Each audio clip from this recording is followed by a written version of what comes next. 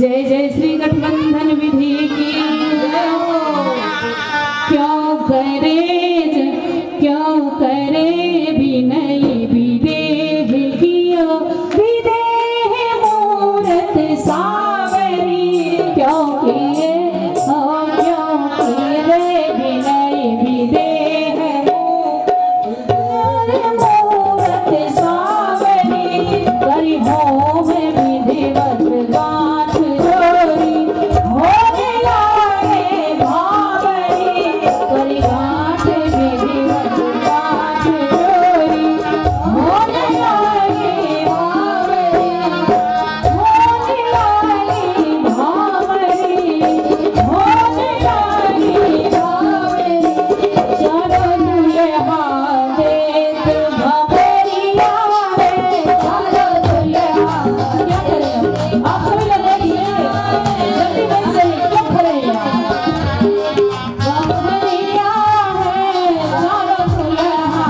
देत भवरिया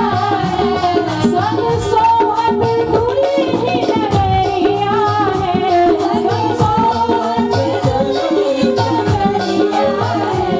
चलो दुल्हा देत भवरिया चलो दुल्हा देत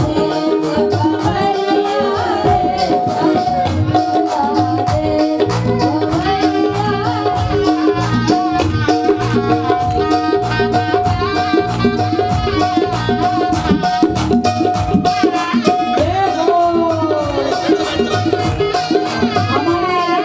राजेश भैया होके कहीं तो आ जाइए भावरी की गौर श्याम श्याम गौर श्याम चालू जोर जोरिया श्याम गौर श्याम चालू जोर जोरिया लखन दही तेरे मां हरे हरे होत चाहुरिया रे आए हरे हरे होत चाहुरिया रे चलो दुल्हा दुल्हन दे भवरिया रे चलो दुल्हा दुल्हन दे चलो दुल्हा दुल्हन दे भवरिया रे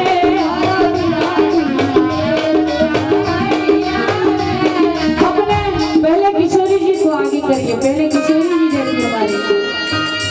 हमारी गुरु माता जी की आज्ञा है नाचो भी सब किशोरी जी की भावरी में भी पहले हमारी स्वामी जी आगे रहे उसके बाद सरकार